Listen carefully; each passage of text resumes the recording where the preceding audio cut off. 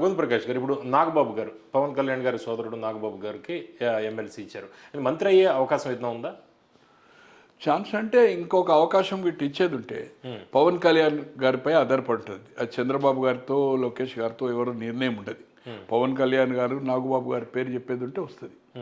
కానీ నాకు తెలిసినంత వరకు ఏదైతుందో అతని హెల్త్ కూడా కొంచెం ప్రాబ్లమ్స్ ఉన్నాయి, మనకు చాలా ప్రాబ్లమ్స్ ఉన్నాయి. ఏది ఏమైనా పార్టీలో పవన్ కళ్యాణ్ గారు చెప్పింది కనుక అది నామినేట్ చేసింది. పవన్ కళ్యాణ్ గారు చెప్పకపోతే నాగబాబు గారిది ఆ ఛాయిస్ ఉండదు కదా. పార్టీకి ఇచ్చారు, పార్టీలో ఆయన నిర్ణయించిండు, పార్టీ నామినేషన్ అంటే రాజ్యసభ కూడా పంపించవచ్చు అని టాక్ వచ్చారు.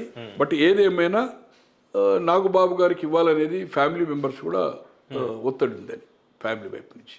చిరంజీవి గారి వాళ్ళ అన్నగారిది కానీ ఫ్యామిలీ మెంబర్స్, నాగబాబు గారి ఫ్యామిలీ కానీ చిరంజీవి గారి ఫ్యామిలీ ఒత్తిడితో ఏదైతుందో అది కాకుండా పార్టీలో చిరంజీవి పార్టీ పెట్టినప్పుడు ఉన్నాడు. చిరంజీవి మళ్ళీ రాజకీయాలకు వెళ్ళి తప్పుకున్నా కూడా ఏదైతుందో పవన్ కళ్యాణ్ గారు ఎప్పుడు పార్టీ పెట్టినా మీటింగ్స్, యాక్టివిటీ, ఆర్గనైజేషన్ చూడము, క్యాంపెయిన్ కూడా చేసింది కనుక అతనికి ఏదైతుందో అతను అడిగిండేమో నేచురల్లీ ఇవ్వాలి కదా.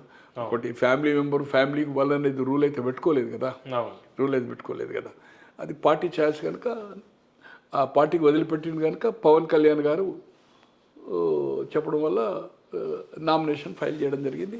తెలుగుదేశం కూడా ఎవరు అనేది అడిగే క్వశ్చన్ ఉండదు కదా, వాళ్ళ ఛాయిస్ కదా పార్టీది. నాగబాబు గారు అవుతుందో పార్టీ కూడా కంట్రిబ్యూషన్ చేసిండు, ఫ్యామిలీ ఒత్తిడి ఉంది. మంత్రి అవుతాడా కదా అనేది రేపు పవన్ కళ్యాణ్ గారు చెప్తాం. ఆయనకు ఇంకో అవకాశం ఇచ్చింది అనుకోండి, ఇంకా ఫుల్ క్యాబినెట్ కాలేదు కదా, కొంత ఉన్నట్టున్నది అక్కడ కొంత. దాంట్లో పవన్ గారికి అంటే వారికి ఛాన్స్ ఇచ్చేది ఉంటే ఆయన ఎవరి పేరు చెప్తే అవుతుంది. తన అన్నకు చెప్పాలనుకుంటే మంత్రి అవుతాడు, లేకపోతే లేదు.